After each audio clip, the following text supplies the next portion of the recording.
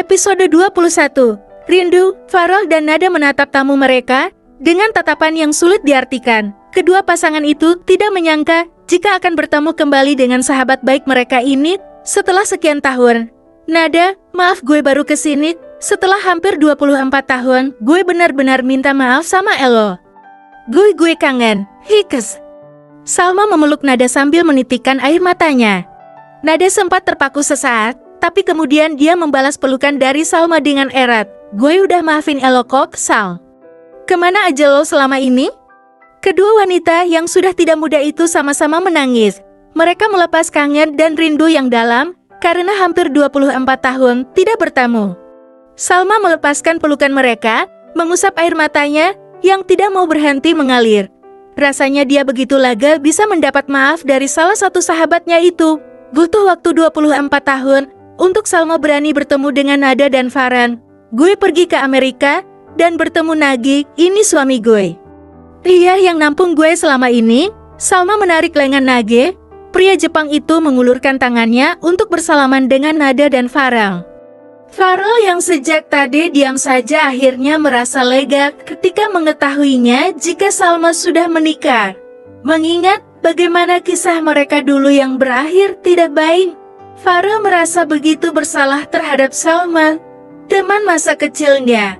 Kalau penasaran dengan kisah mereka, baca karya author yang judulnya Gaman Gagal Move On. Nagi tahu siapa kedua pasangan ini? Pria bermata sipit itu sudah mendengar seluruh cerita dari sang istri jika dia pernah membuat masalah dalam hubungan Farel dan Nada. Tetapi semua itu telah berlalu. Salma yang awalnya belum bisa mencintai Nagi Kosuke, akhirnya sekarang benar-benar mencintai pria yang begitu tulus dengannya itu. Ini putra keduaku, namanya Ryo.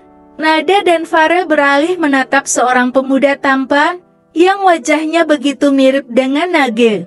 Usianya sekitar 20 tahun. Putra kedua. Jadi lo sudah punya 2 anak? Kini Farel yang bertanya. Salma tersenyum.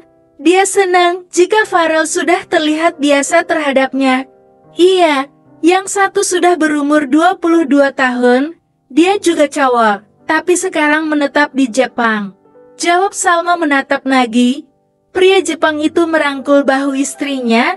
Nagi tahu ketika dia bertemu dengan Salma, wanita itu telah mengandung dan Nagi tidak pernah mempermasalahkannya. Dia juga yang menolongnya Salma yang akan bunuh diri karena depresi.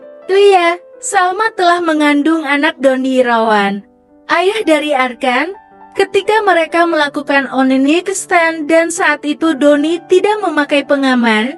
Namun, apakah Salma tetap akan menyembunyikan Kyo dari ayah biologisnya? Entahlah. Salma hanya akan percaya pada takdirnya.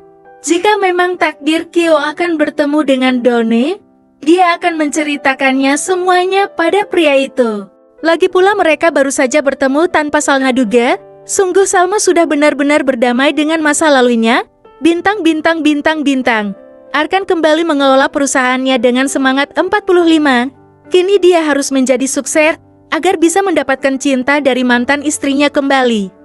Mendengar petua ibunya yang mengarahkan agar Arkan harus bisa lebih semangat lagi, hidup dan perjuangan Arkan menjadi tidak sia-sia.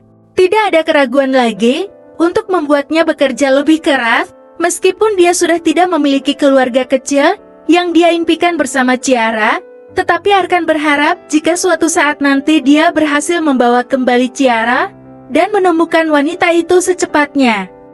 Arkan harus bisa meyakinkan Ciara jika dia benar-benar telah berubah.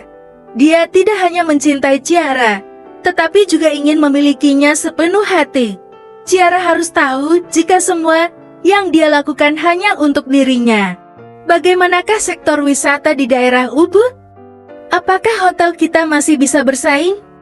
Tentu saja masih bisa, Pat. Kita nanti akan membangun restoran yang menghadap ke laut dengan pemandangan sunset di sana.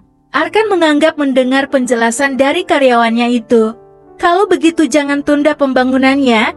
Aku ingin di tahun ini penyewa hotel kita meningkat. karena target kita akan diperbesar. Arkan dan beberapa staf jajaran pengurus perusahaan baru saja selesai rapat. Pria itu menghempaskan tubuhnya di atas kursi kebesaran yang kini akan menjadi tempat favoritnya selain di rumah. Semoga semuanya berjalan lancar. Aku tidak akan membuatmu malu, sayang. Aku akan membuatmu bangga karena memiliki mantan suami sepertiku. Seperti biasa, Arkan selalu bicara dengan foto Ciel yang kini ada di meja kerjanya. Dengan figura yang tidak lumayan besar, Arkan memajang foto pernikahannya dengan Ciara. Aku benar-benar merindukanmu. Anak buahku masih berusaha mencarimu, sayang. Sedangkan di sisi lain, Ciara menatap pantulan dirinya di depan cermin. Tiba-tiba terlintas sekelebat bayangan masa lalu, di mana dirinya dan Jihan saling berbagi tempat tidur. Bahkan mereka juga berbagi selimut. Tetapi sungguh tidak pernah menyangka jika suatu saat nanti sahabatnya itu menikamnya dari belakang. Jihan, gue nggak tahu kalau ternyata lo jahat banget sama gue. Kebersambung.